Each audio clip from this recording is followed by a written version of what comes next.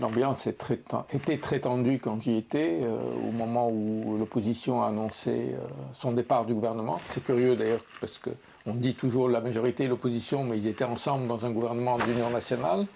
Ils ont fait tomber le gouvernement et ça a tout de suite suscité de très fortes tensions qui étaient perceptibles.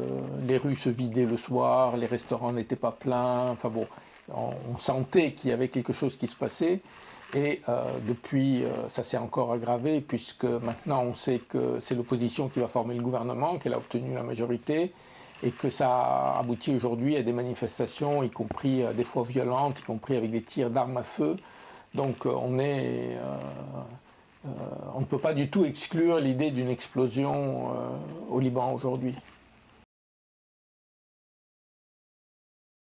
Comme vous savez, au Liban, bien que ce ne soit pas inscrit dans la Constitution, il y a un partage confessionnel des tâches, c'est-à-dire que le président de la République est chrétien, le Premier ministre musulman sunnite et le président du Parlement chiite. Pour résumer, le pays est divisé en deux aujourd'hui. C'est-à-dire on a la communauté musulmane sunnite avec M. Saad Hariri, et une moitié des chrétiens avec les phalangistes, les forces libanaises dirigées par M. Gemayel et M. Jarjar, ce qu'on appelle la majorité, qui ne sont plus. Il y a l'opposition, qui est le Hezbollah et Amal, qui représentent l'essentiel de la communauté chiite, alliés au général Michel Aoun, qui représente en gros la moitié des chrétiens. C'est-à-dire les chrétiens dans ce pays sont divisés en deux.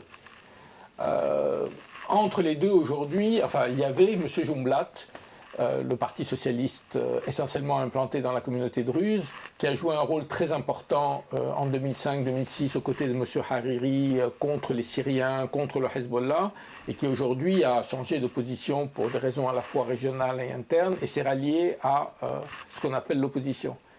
Donc, cette opposition a une majorité. Je crois que le nouveau Premier ministre a eu 68 voix sur 100, alors que la majorité est de 64. Donc c'est vraiment, encore une fois, un pays coupé en deux. Il est coupé en deux en termes de députés, mais en termes aussi de rapport de force démographique, si on veut. On est vraiment moitié-moitié. Monsieur Mikati, donc, nommé Premier ministre, doit être un sunnite. Donc c'est une des personnalités de sunnite. Il est implanté à Tripoli. Il a déjà occupé un poste de Premier ministre pendant une courte période.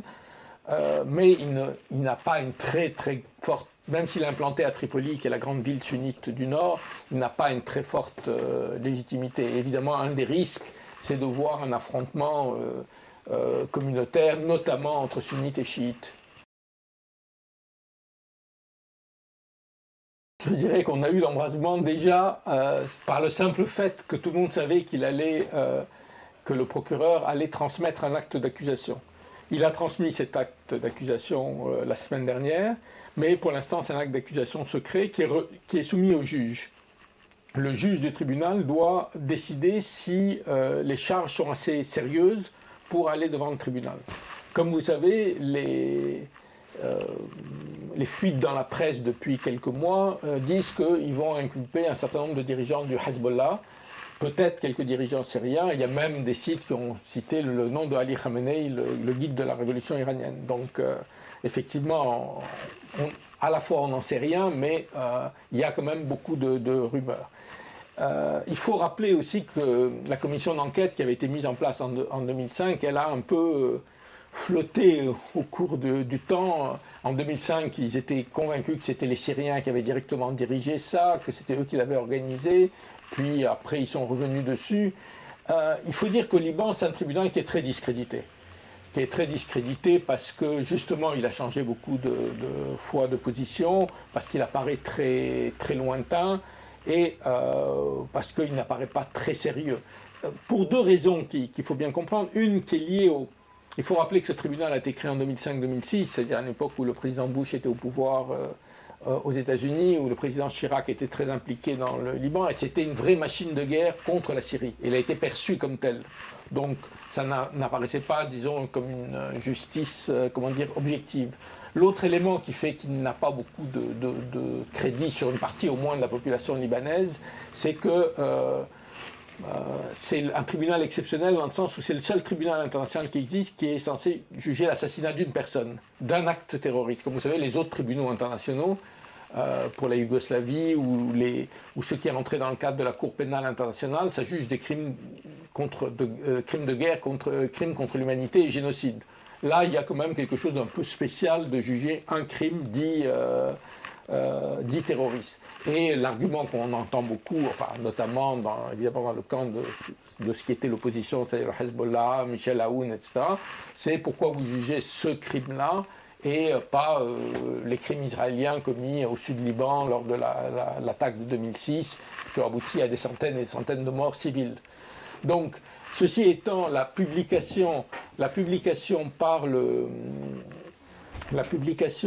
tribunal officiel enfin les inculpations officielles auraient des conséquences parce que pour la communauté sunnite, ça apparaîtra comme les chiites ont tué le principal dirigeant de la communauté sunnite. Et vous savez qu'aujourd'hui, les tensions entre les deux communautés sont très fortes, pas seulement d'ailleurs pour des affaires libano-libanaises, mais c'est aussi les répercussions de ce qui s'est passé en Irak. Et donc là, on risque d'aggraver la guerre civile. Et bon, comme disent un certain nombre de gens, peut-être que dans ces conditions, est-ce que ce tribunal créé soi-disant au nom de la justice ne risque pas d'être complètement contre-productif en débouchant finalement à la fois sur la guerre civile et pas de justice parce que le tribunal n'a aucun moyen d'accès réel au Liban.